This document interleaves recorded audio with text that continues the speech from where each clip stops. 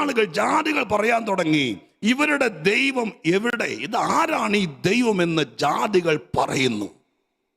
അതാണ് രണ്ടാമത്തെ വാക്യം. അപ്പൊ ജാതികൾ പറയുന്നു, ദൈവത്തെ ചൂണ്ടിക്കാണിച്ചു കൊടുക്കാനില്ല, ദൈവത്തെ പടം വരച്ച് കാണിക്കാൻ പറ്റില്ല, ദൈവത്തിന്റെ ഫോട്ടോ എടുത്ത് വാട്സാപ്പിലോ മൊബൈലിലോ കൊണ്ടു നടക്കാൻ പറ്റിയല്ല. അങ്ങനെ കൊണ്ടു നടക്കുന്ന ആരെങ്കിലും സഭായത്തിലുണ്ടെങ്കിൽ ഇന്ന് പരിപാടി അവസാനിപ്പിക്കണം. കാരണം സത്യദൈവത്തിന്റെ ഫോട്ടോ എടുത്ത് മൊബൈലിൽ കൊണ്ടു നടക്കാൻ പറ്റിയല്ല, സത്യദൈവത്തിന്റെ ഫോട്ടോ എടുത്ത് മോതിരത്തിൽ പതിപ്പിക്കാൻ പറ്റിയല്ല, സത്യദൈവത്തിന്റെ ഫോട്ടോ നിങ്ങളുടെ ശരീരത്തിൽ പച്ച കുത്താൻ പറ്റിയല്ല. നിങ്ങൾക്ക് അബദ്ധം പറ്റിയിരിക്കുക, നിങ്ങളെ ആരോ പറ്റിച്ചിരിക്കുക.